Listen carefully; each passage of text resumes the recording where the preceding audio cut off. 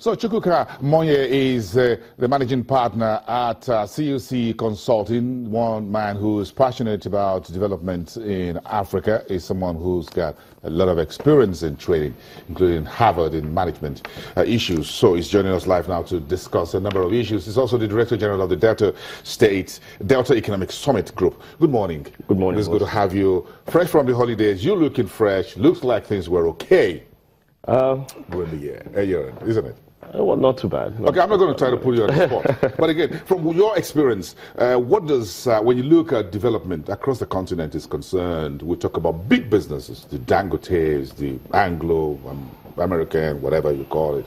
But then we look at the folks at the middle to the lower level, what you call the SMEs. What is your experience? What does it show about what's the growth of this and development of this sector? Okay, so I think the SMEs generally in Africa are experiencing a period where, things have changed. So there's always this, strong correlation between general economic situations and how SMEs should behave.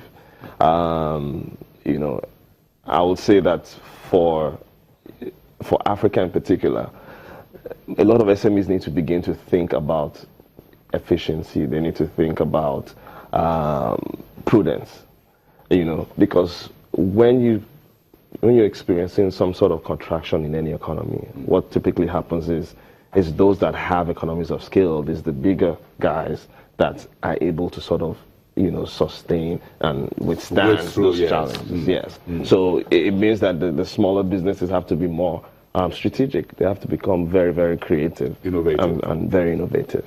You are an innovation strategist. Yeah. So, what innovation do you think? How innovative do you think SMEs could be in a Nigerian environment in which government is the big brother, the biggest spender, the biggest consumer, whatever?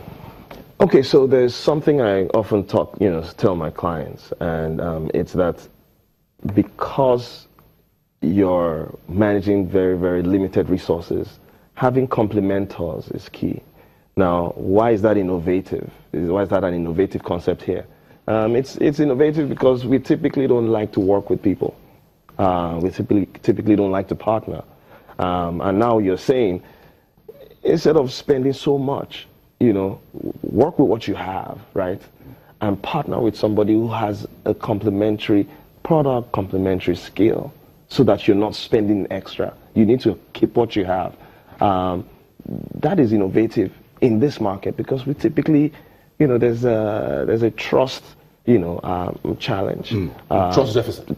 Yeah, exactly. So you now need to tell people, hey, you need to think beyond all these feelings. It needs to be practical. It needs to be driven by numbers. If somebody's going to compliment you, if you're making bids, why would you go and spend so much to set up a store? Why won't you take your bids to maybe a fashion house or something who compliments you?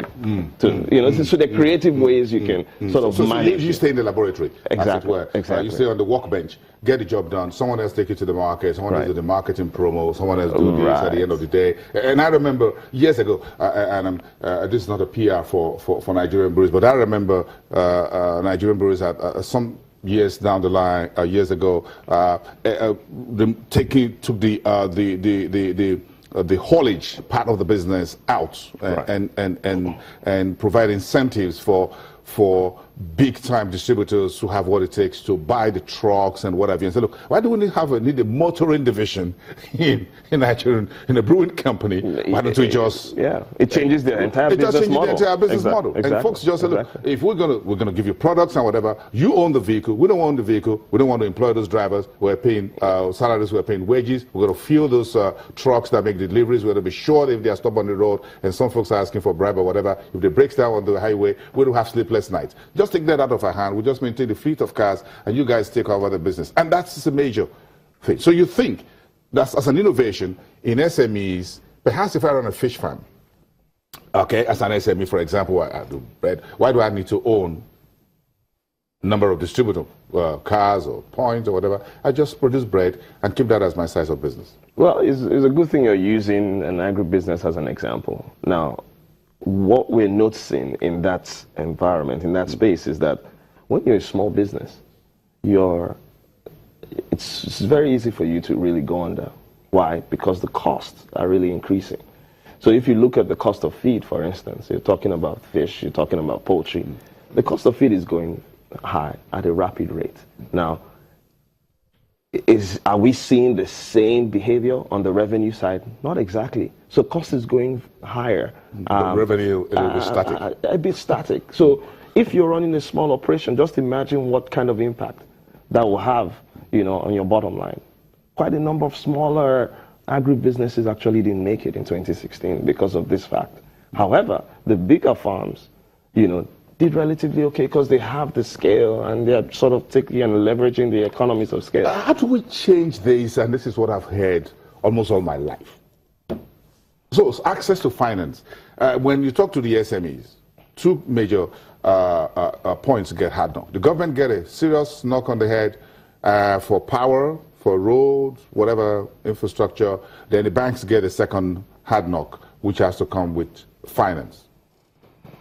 So, yes, access to finance is generally a challenge, but we need to take a step further to ask why, right? Now, what I tell a number of smaller businesses is you have to be careful to ensure that you're putting, your priorities right when you're executing a plan, a business plan. Now, what do I mean by that? If you've created a product or you're creating a product, most people tend to, first of all, think about financing. That's one thing they think about. The second thing they tend to think about is marketing. They talk about branding. And to be honest, these are not the primary things you should be thinking about. What should I be thinking about? That the product is right in the first place. Oh. That you have a winning product.